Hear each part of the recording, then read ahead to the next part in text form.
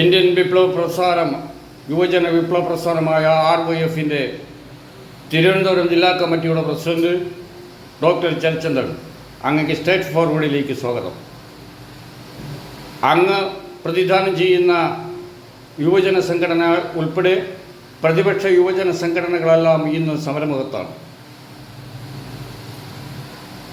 Kottayam medical കോളേജിൽ നടന്ന അതിദാരുണമായ സംഭവത്തെക്കുറിച്ച് അങ്ങക്ക് എന്താണ് പറയാനുള്ളത്? ഒരിക്കലും നടക്കാൻ പാടില്ലാതിരുന്ന വളരെ ദൗർഭാഗ്യകരമായിട്ടുള്ള ഒരു സംഭവമാണ് കോട്ടയം മെഡിക്കൽ കോളേജിൽ കഴിഞ്ഞ ദിവസം ഉണ്ടായത്. ഫിറ്റ്നസ് ഇല്ലാതെ പ്രവർത്തിച്ചു കൊണ്ടിരുന്ന ഒരു കെട്ടിടം, അവിടെ ശരിക്കും പറഞ്ഞാൽ ഈ കെട്ടിടത്തെ പൊളിച്ചു കളയേണ്ട വളരെയധികം ലേറ്റായിപ്പോയ ഒരു കെട്ടിടം, ഫിറ്റ്നസ് ഇല്ലാതെ പ്രവർത്തിക്കുന്ന ഒരു കെട്ടിടം.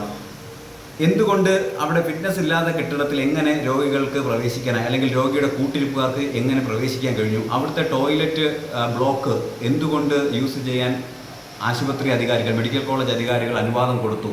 അപ്പോൾ ഇതെല്ലാം തന്നെ അന്വേഷണ വിധേയമാക്കേണ്ട കാര്യങ്ങളാണ്. അതൊന്ന്. രണ്ടാമത്തെ സംഗതി എന്ന് പറയുന്നത്, സംഭവമുണ്ടായി, കെട്ടിടം ഇടിഞ്ഞു വീണു, മന്ത്രിമാർ സ്ഥലത്തെത്തി, VN വാസവനും അതുപോലെ തന്നെ ആരോഗ്യവകുപ്പ് മന്ത്രി വീണ ജോർജും.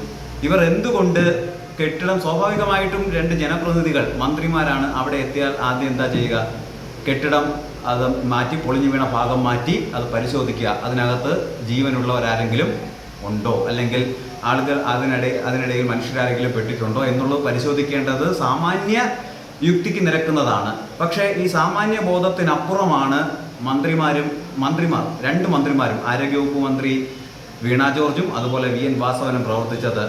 അത് എത്രത്തോളം ദാരുണമാണ്, അല്ലെങ്കിൽ എത്രത്തോളം പ്രതിഷേധാർഹമാണ് എന്നുള്ളത് നിങ്ങൾക്ക് തന്നെ അറിയാം. ഞാൻ പറയേണ്ട കാര്യമില്ല. നമുക്ക് ഒരു മനുഷ്യജീവനും നമുക്ക് വിലപ്പെട്ടതാണ്. നമ്മുടെ ബിന്ദു എന്ന് പറയുന്ന നമ്മുടെ ആ ഒരു ബഹുമാനീയ സ്ത്രീ മരണപ്പെട്ടു. അവർക്ക് പകരം വയ്ക്കാൻ അവരുടെ കുടുംബത്തിന് നമുക്ക് കഴിയുമോ? ഇല്ല.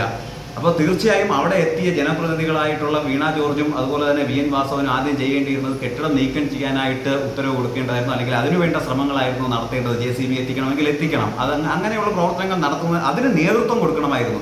അതിനു പകരം ഓക്കെ ഇവിടെ ആരും ഇല്ല, പെട്ടിട്ടില്ല എന്ന് പുറം ലോകത്തോട് അറിയിക്കാനും ഒരു പഴയ കെട്ടിടം മാത്രമാണ് ഇടിഞ്ഞു പൊളിഞ്ഞു വീണത് എന്നുള്ള ലഘൂകരണത്തിലേക്ക് കാര്യങ്ങളെ കൊണ്ടെത്തിക്കുകയും. പ്രിയപ്പെട്ടവരെ, എനിക്ക് ഒരു കാര്യം കൂടിയാണ് എനിക്ക് പറയാനുള്ളത്. ആരോഗ്യരംഗത്ത് നമ്പർ 1 എന്നാണ് നമ്മുടെ മുഖ്യമന്ത്രിയും ആരോഗ്യമന്ത്രിയും നമ്മുടെ കേരളത്തെ പറ്റി പറയുന്നത്. എന്നിട്ടും ബഹുമാനപ്പെട്ട മുഖ്യമന്ത്രി, അങ്ങ് എന്തിനാണ് അമേരിക്കയിൽ ചികിത്സയ്ക്ക് പോകുന്നത്?